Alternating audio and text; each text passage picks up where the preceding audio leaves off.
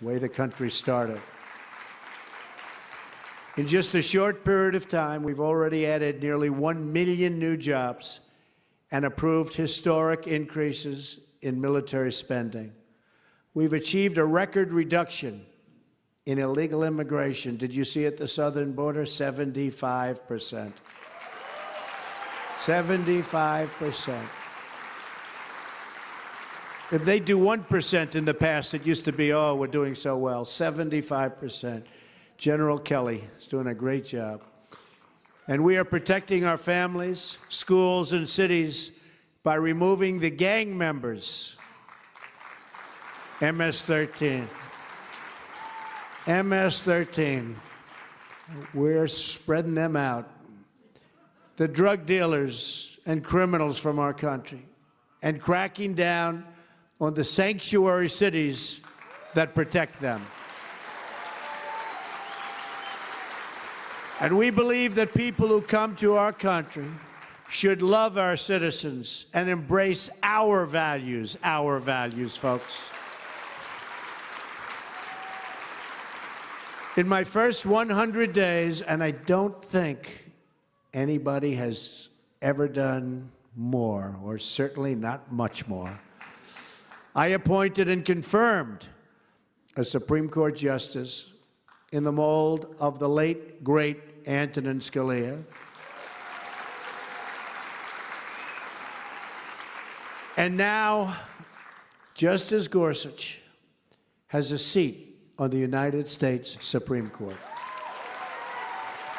Made a promise. We have also proposed a historic tax cut, biggest in the history of our country, by the way. And we are fighting for fair trade that creates a level playing field for all of our American companies and our American workers. We are not on a fair playing field, but it's getting fairer by the day. We are bringing back our jobs.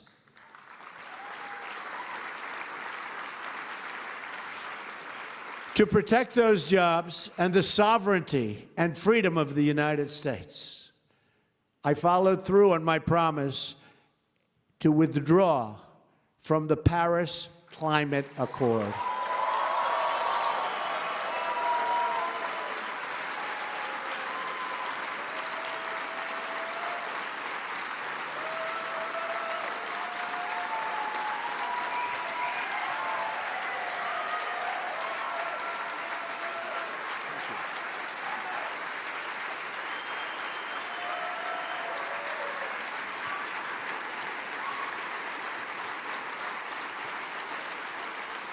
Thank you. You understand it. You understand how bad it was for our country. It's going to strip us of our jobs, our wealth, our companies. And they keep saying, oh, it's non-binding, so innocent. I figure between that deal, the Iran deal, NAFTA, we've got some beauties, don't we? Don't worry, you're going to see some real good ones coming about very soon. You're going to see some great ones coming about very soon. America will continue to lead the world on environmental protection. We're going to have clean water, crystal clean. We're going to have clean air. But what we won't do is let other countries take advantage of the United States anymore and dictate what we are doing and dictate our future.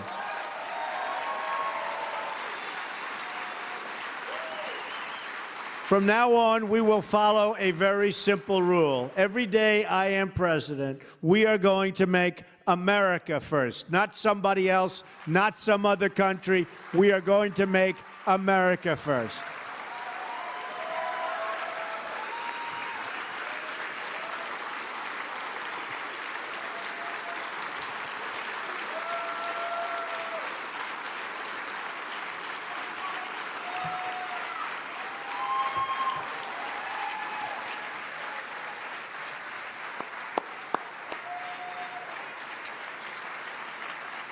Thank you. As I am sure you know, I have also reinstated the Mexico City policy first put into place by Ronald Reagan to protect the unborn.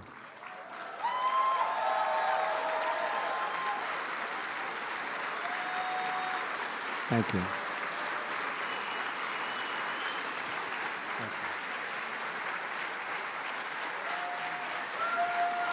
Thank you. And in a really beautiful ceremony at the White House, on the National Day of Prayer, I signed, as I promised I would, a new executive action to protect religious liberty in America, including protecting the rights of groups like yours, the Little Sisters of the Poor. Thank you. Stand up, the Little Sisters of the Poor.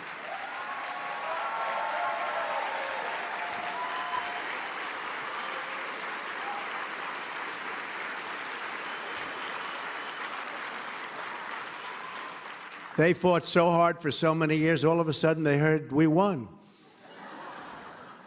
Right? They were tough. Don't want to mess with the Little Sisters, right?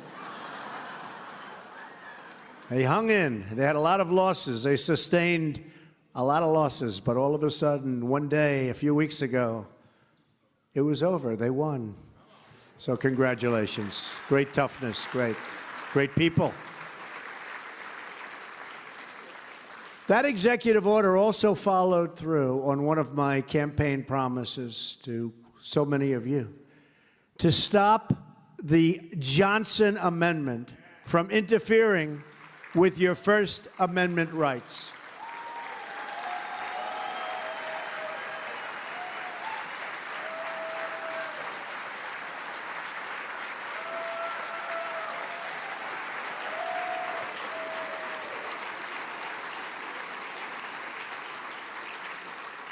That was my promise.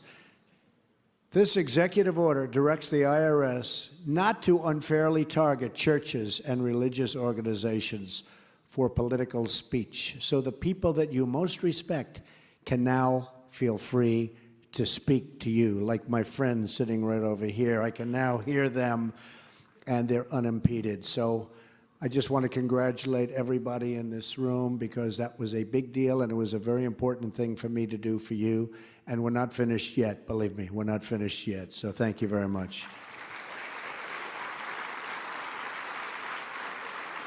No federal worker should be censoring sermons or targeting pastors. These are the people we want to hear from. How about the people we do hear from every night on television? You want to hear from them? I don't think so.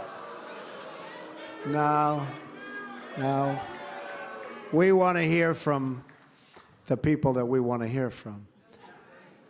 As long as I'm president, no one is going to stop you from practicing your faith or from preaching what is in your heart, and from preaching, and really, this is so important, from the bottom of my heart, from preaching from the people that you most want to hear and that you so respect. So we have taken a very, very strong position, and you picked a winner.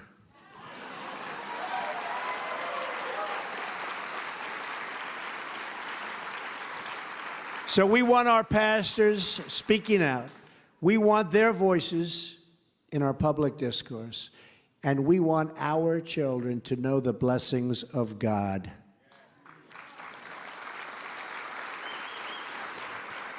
Schools should not be a place that drive out faith and religion, but that should welcome faith and religion with wide open, beautiful arms.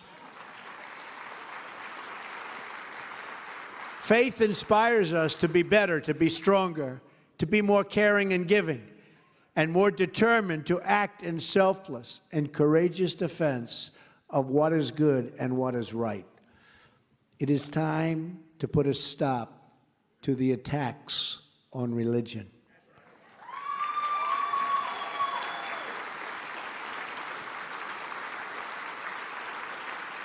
Thank you.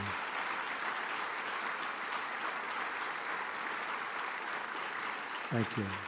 We will end the discrimination against people of faith. Our government will once again celebrate and protect religious freedom. Restoring freedom and opportunity also means repealing and replacing the disaster known as... That was easy. Do you see how it's failing? Okay, so I've been saying 116% for so long. It was Arizona. So yesterday, I have a new number. 204% in Alaska increase. It's a catastrophe. Obamacare, as one of the big insurance companies' heads said, is in a spiral. It's in a death spiral. It is dead. Dead. Some of the states are losing their insurance companies. Yesterday, Ohio lost one of the big ones. And Ohio's got problems now. They all have problems. Kentucky, Tennessee, every place I go.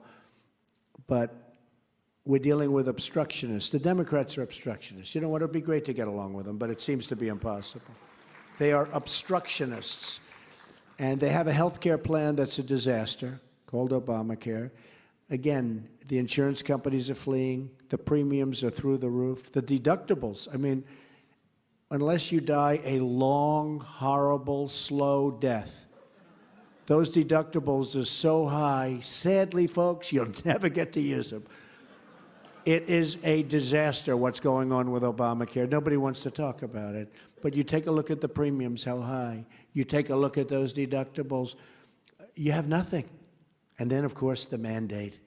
Let's pay to get out of it, okay? We're the only one. We pay to get out of not paying. That's how bad it is. So Obamacare is dead. And don't let them pin it on the Republicans, by the way. We've only been here for a short period of time, okay? But a good bill passed in the House, something I hope great is going to come out through Mitch McConnell in the Senate. And we're working very hard. I can tell you, we're really working hard. And if we had the best plan in the history of the world, we wouldn't get one Democrat vote. Just remember that. If we had a plan that gave you the greatest health care ever in history, you wouldn't get one Democrat vote because they're obstructionists. They're bad right now for the country. They've gone so far left that I don't know if they can ever come back. Now, as a, believe it or not, politician, I never would call myself a politician, but I guess that's what I am. I became president. I guess I'm a politician. Selfishly, I love where they've gone because I think they've taken the wrong path. But they have gone so far left, trying to appease a certain group, that I think they've made a horrible mistake. But what they have done is they've tried to obstruct.